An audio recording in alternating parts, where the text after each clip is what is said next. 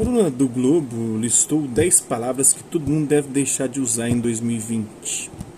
Na verdade, são 14 no total. Repare no tempo verbal, deve. Trata-se de uma ordem, não de uma sugestão. Está determinado pela polícia da linguagem. Algumas até fazem sentido, outras são ridículas. Mas não é este o ponto. A questão é que há preconceitos do bem e preconceitos do mal. O especial do Porto dos Fundos, por exemplo, não mereceu reparos por parte da polícia da linguagem. Nesse caso, trata-se de liberdade de expressão. Pode fazer piada com religião cristã, não pode fazer com religião islâmica de matriz africana nem indígena. Nessa linha também criei uma lista de palavras proibidas. Eu não, né? O Marcelo Guterman. De palavras proibidas, procurando proteger grupos que não alcançaram a proteção da polícia da linguagem oficial. São exemplos: alemão. Essa forma de chamar as pessoas que nasceram na Alemanha, na verdade, é uma ofensa aos loiros que sofrem ou que sofreram a infância inteira sendo chamados de alemães, de nazistas, né? O modo alemão deve passar a chamar-se morro do germânico. Magrela. Essa forma de se referir às bikes é preconceito contra os magros. Papai com mamãe ou papai e mamãe, né? O que parece ser uma inocente forma de denominar algo simples ou fácil, na verdade, é preconceito contra casais que só fazem sexo em casa. Automóvel, apesar do auto significar automático, a palavra soa alto, ou seja, uma ofensa a quem é baixinho, anão, por exemplo, né? Então vamos usar carro, não mais automóvel. Supermercado, coloca em posição de inferioridade os mercadinhos de bairro, que devem ser respeitados como expressão da cultura nacional. Mercado é mercado, não importa o tamanho. Azul é uma ofensa amarela. A partir de agora tudo é bege. Infelizmente não tenho... Vamos lá ver os exemplos aqui, né? Das palavras que devem ser proibidas. As 10 palavras que todo mundo deve deixar de usar em 2020. Será que você usa termos preconceituosos sem se dar conta? Estamos expressões que são ofensivas a diversos grupos de nossa sociedade. Vale a pena repensar seu uso e ser uma pessoa mais gentil com os outros, viu? Vamos lá, cheinha. O uso de cheinha ou gordinha para tentar amenizar a palavra gorda mostra o quanto essa característica é vista de forma preconceituosa e negativa. Apesar de serem utilizados muitas vezes com a intenção de agradar, acabam provocando o sentimento oposto. Então não pode usar mais cheinha. Criado mudo. A palavra que descreve um simples móvel remete diretamente ao período da escravidão no Brasil. Na época, alguns trabalhadores escravizados tinham a tarefa de ficar em pé ao lado da cama, segurando objetos por longos períodos, sem poder falar nada, né? Deviam se manter imóveis e em silêncio, por isso criado mudo. Para substituir, use mesa de cabeceira. Meu Deus do céu. Denegrir. Significa tornar escuro, mas é usada com o sentido de prejudicar a reputação de uma pessoa. Dessa forma, relaciona o negro com algo negativo. Por que não substituir por difamar? Aí vai ser um preconceito contra o famoso. Difamar remete à fama. Ai, meu pai. Doméstica. Mais uma palavra que remete à escravidão, né? Era utilizada para designar as mulheres negras escravizadas que trabalhavam dentro de casa. Elas eram comparadas com animais que precisariam, portanto, ser domesticados por meio de castigos. Vai chamar como, então? Primeiras propostas, para a gente poder problematizar as próprias propostas, como foi o caso de difamar aqui, substituir por mesa de cabeceira. Não seria um preconceito contra quem é cabeçudo? O Thiago Ventura, por exemplo, o Big B, cabeção? Mesa que põe na cabeça dos cabeçudos, como é que é? A gente pode problematizar também as opções, né? Criado mudo, cheinha, vai chamar de quê? Você não pode chamar mais as coisas pelo que elas são? Não gosta de ser chamado de gordinha, de cheinha, tem que fazer um regime ou não? Você quer ser alguma coisa e não quer que ninguém pense ou te veja como você é. É sandice, né, cara? Gordice. Costuma ser empregado para descrever comidas altamente calóricas ou uma escapada de dieta. O problema é que o uso desse termo associa a ideia de que toda pessoa gorda come muito, ou de forma não saudável, o que não é verdade. Esse pensamento contribui para o preconceito e aversão a pessoas gordas e por isso é considerado gordofóbico. Qual que é a opção, então?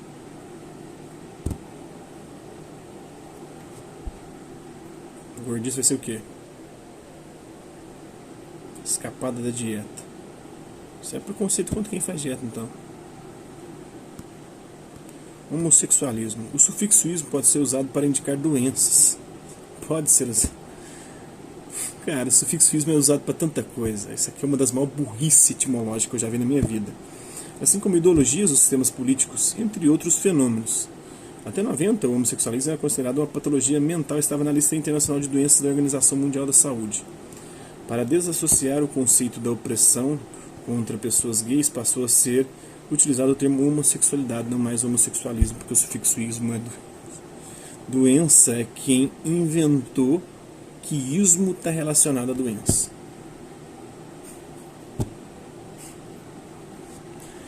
Ai, meu pai do céu. Judiar, preconceito contra judeus, né? Significa fazer sofrer. Mas os maus tratos, nesse caso, fazem referência ao sofrimento dos judeus durante o Holocausto. Por isso, o termo é considerado uma referência ao antissemitismo, o ódio contra os judeus, e pode ser facilmente trocado por maltratar. Isso não seria um preconceito contra o mal? O mal não teria que, dentro das cotas, ser admitido também? 50% da vida é bem, 50% é mal. Não é não?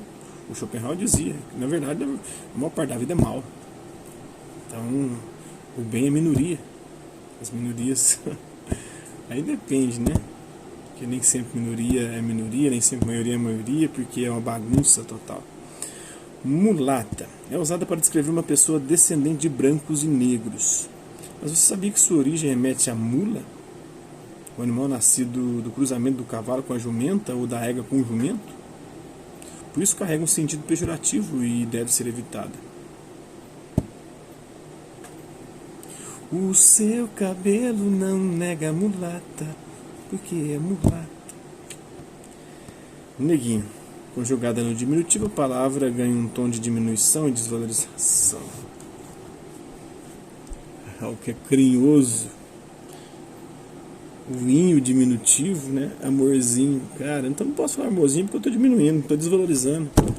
Meu pai do céu! Por isso pode ser considerado discriminatória, principalmente ao ser usado por pessoas brancas. O negro pode chamar o outro de neguinho. O branco não pode.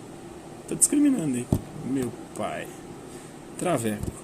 Você já parou para pensar que o sufixo eco pode indicar inferioridade? Pode indicar boteco. Eu não vou mais pro boteco porque é sinal de inferioridade. Ah não. Como esse timeco, por exemplo. Nesse sentido, a palavra traveco foi construída com um significado pejorativo e contribui para a discriminação contra pessoas trans.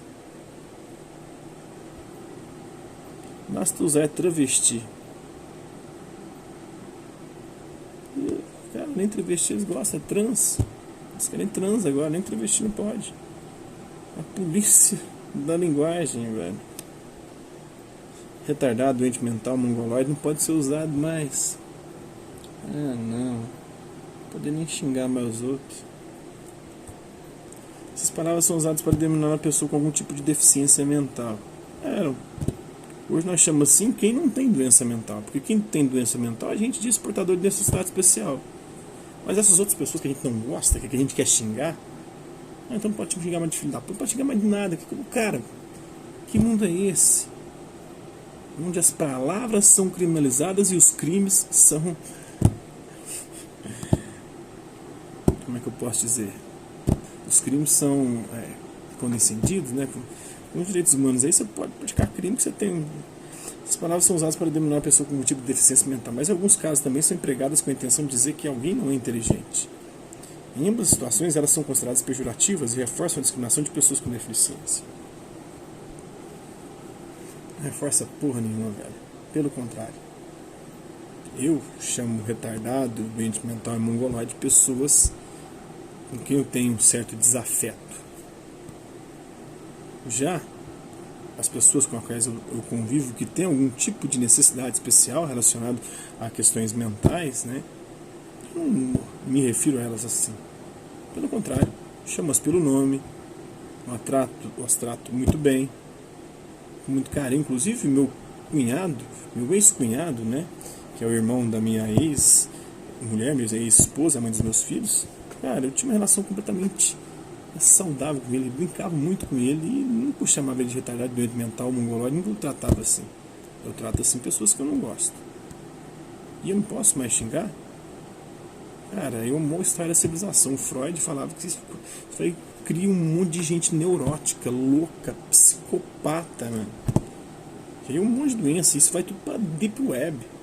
As pessoas não podem fazer isso de forma explícita, elas vão fazer isso num universo paralelo, num ambiente, né? Vão criar ambientes onde se pode cultivar essas coisas e ninguém vai poder saber.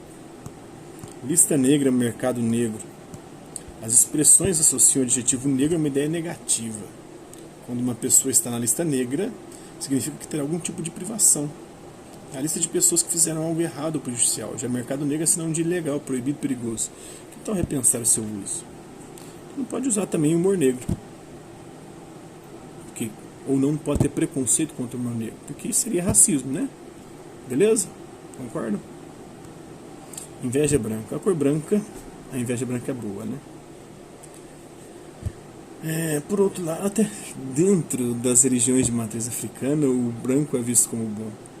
No candomblé e na Umbanda eles usam o branco para receber as entidades, em boa parte, né, das cerimônias e dos rituais. Criminalizar isso. A cor branca, por outro lado, é associada a uma ideia positiva em oposição à cor negra. A inveja branca, portanto, é considerada um sentimento do bem, da cor do pecado.